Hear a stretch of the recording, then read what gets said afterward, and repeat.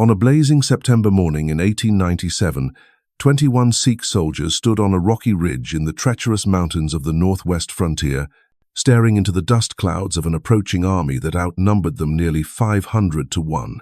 What they witnessed that day would become one of history's most extraordinary last stands, a battle so fierce and so defiant that when news reached the British Parliament in London, every member rose to their feet in a standing ovation. This is the story of Saragarhi, where courage met impossibility and legends were forged in blood and steel.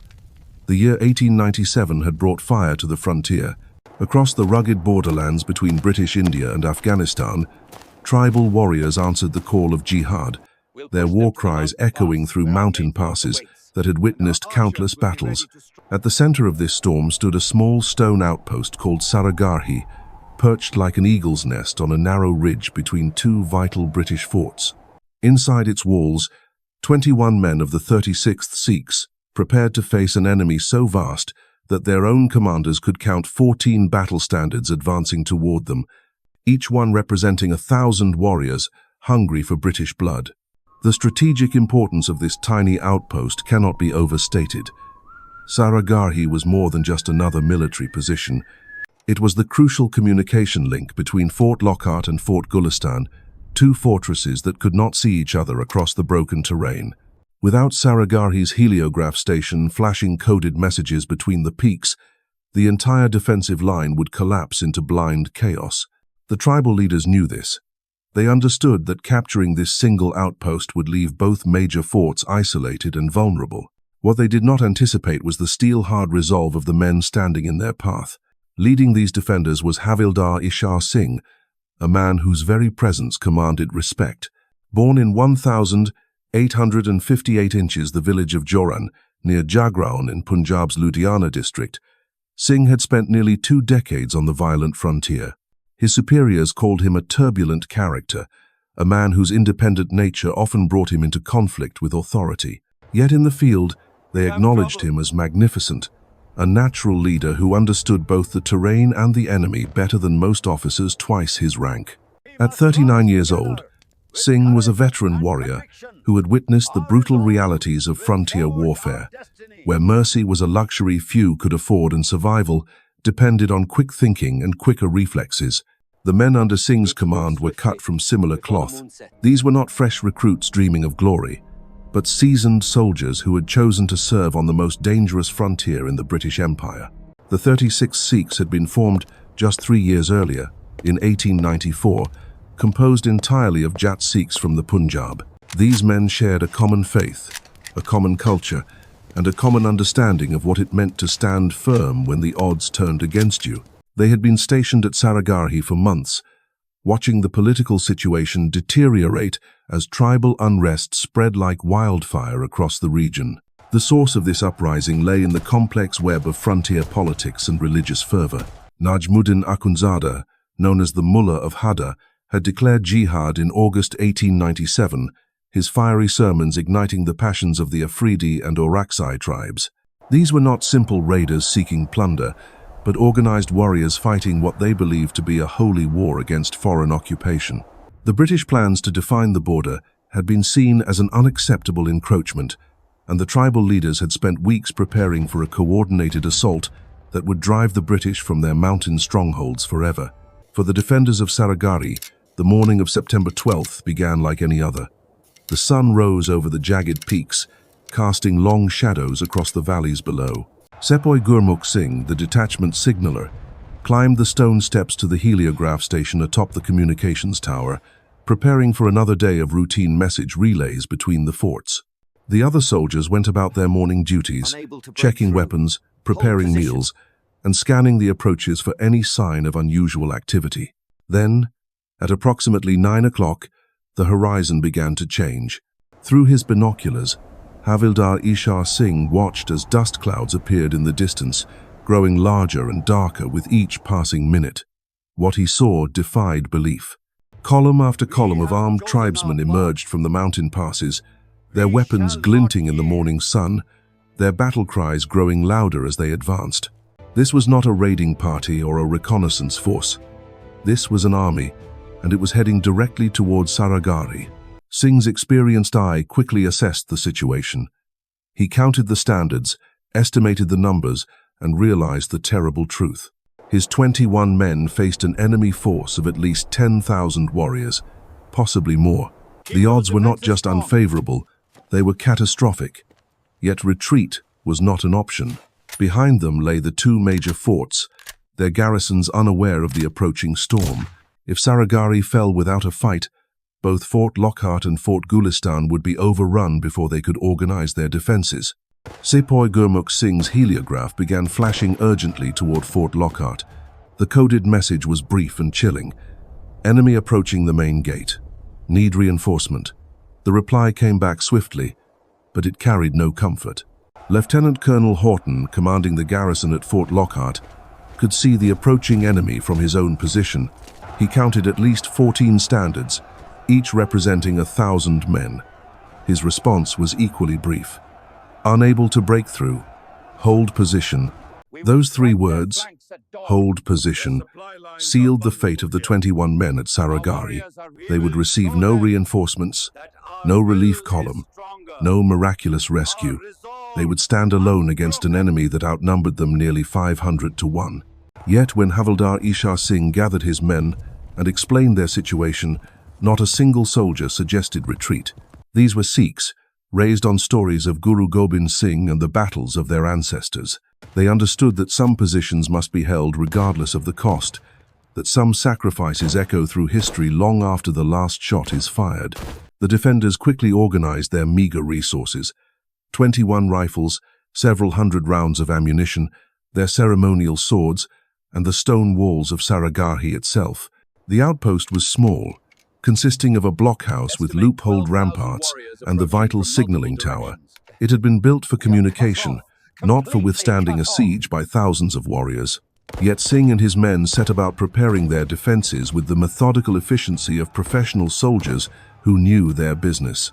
The weapons they carried were Martini Henry rifles, single-shot breech loaders that had entered British service in 1871. These rifles fired 303 caliber rounds and were capable of 10 shots per minute in the hands of a trained soldier. With an effective range of 600 yards, they were superior to the muzzle-loading weapons carried by many of the tribal warriors. However, the defenders faced a cruel irony. Many of their enemies carried copies of the same Martini Henry rifles, manufactured by skilled gunsmiths in the tribal areas who had reverse-engineered captured British weapons. The technological advantage that might have evened the odds had largely disappeared. As the morning wore on, the enemy force continued to grow.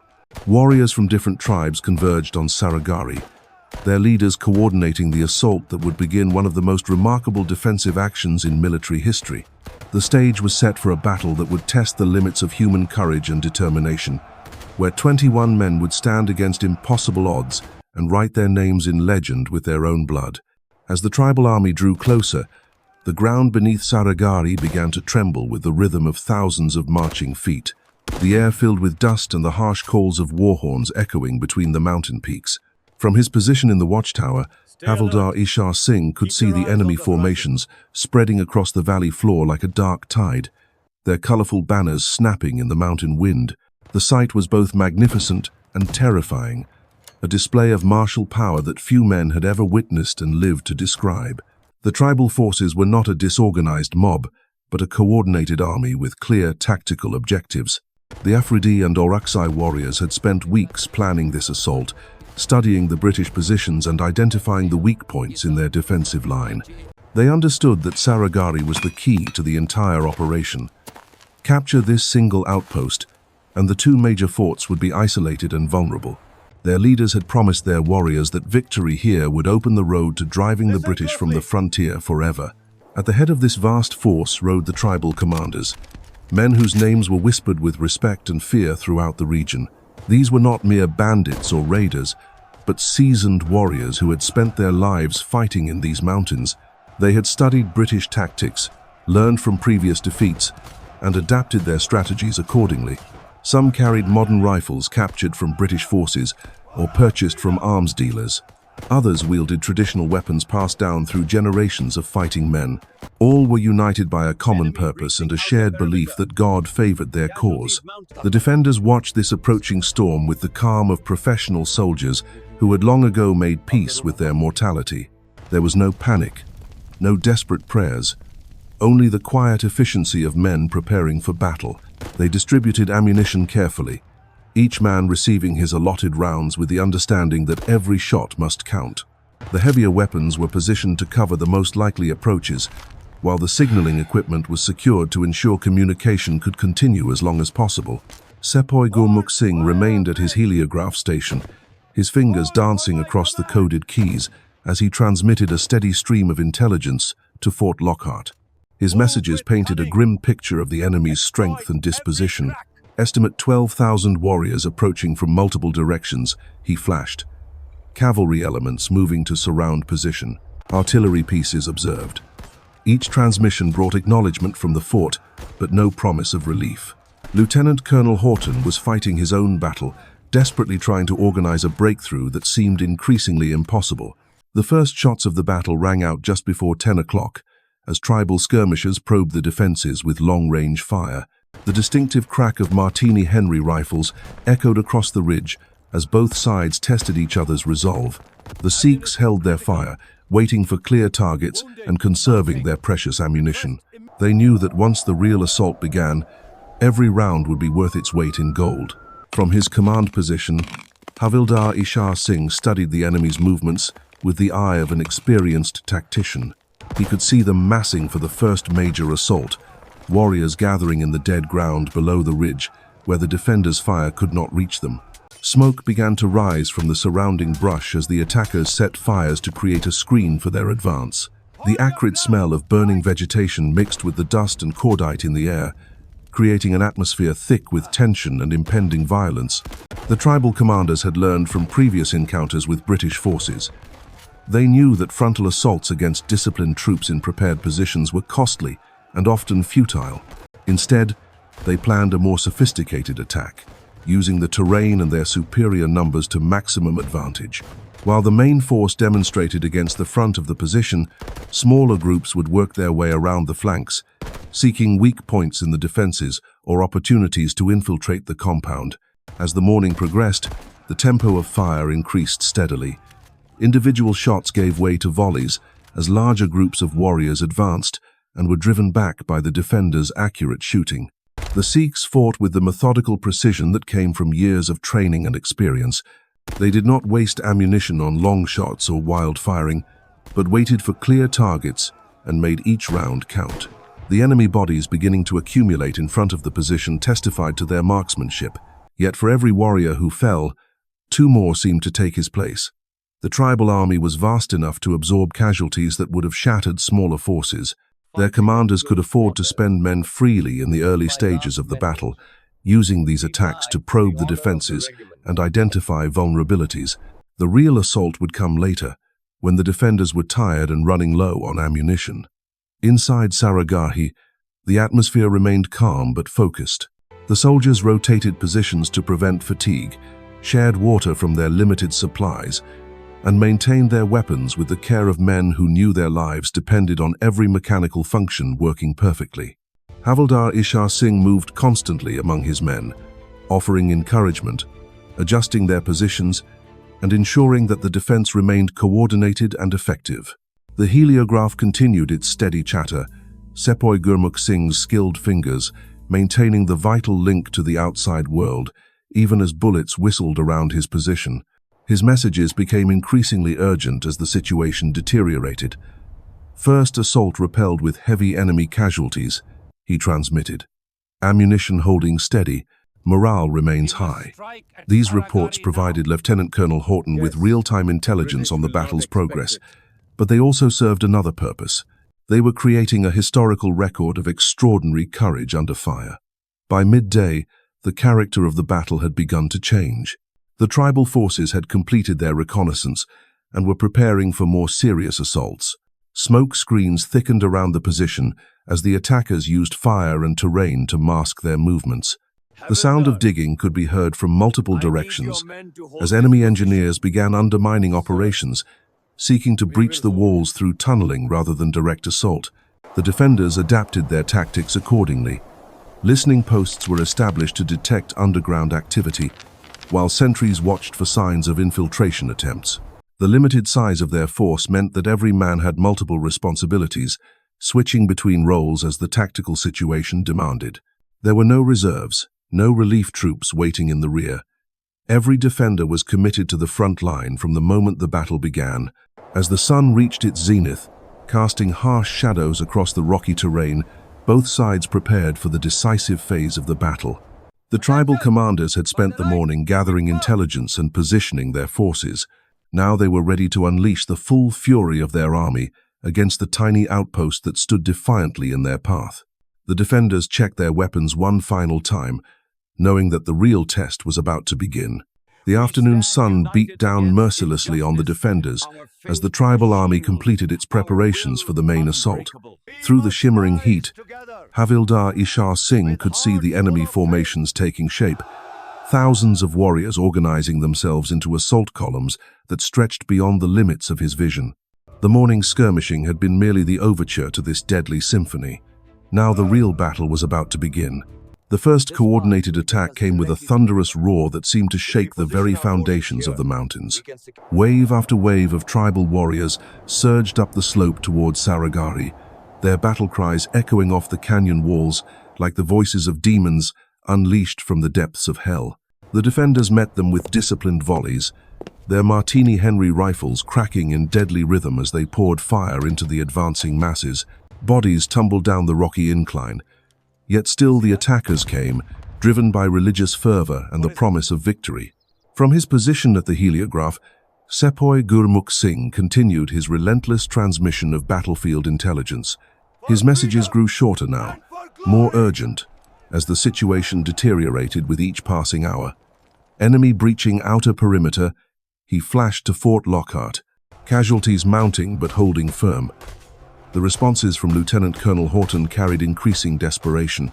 Every attempt to organize a relief column had been thwarted by the sheer size of the tribal army, which had systematically cut off all approaches to the beleaguered outpost. The second assault came before the defenders had fully recovered from the first. This time, the attackers used the cover of burning brush more effectively, advancing through the smoke and flame like phantoms emerging from the underworld.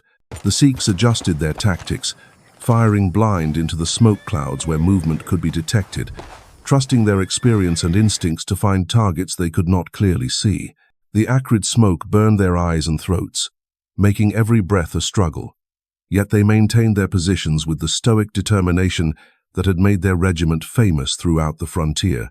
By 2 o'clock in the afternoon, ammunition was becoming a critical concern.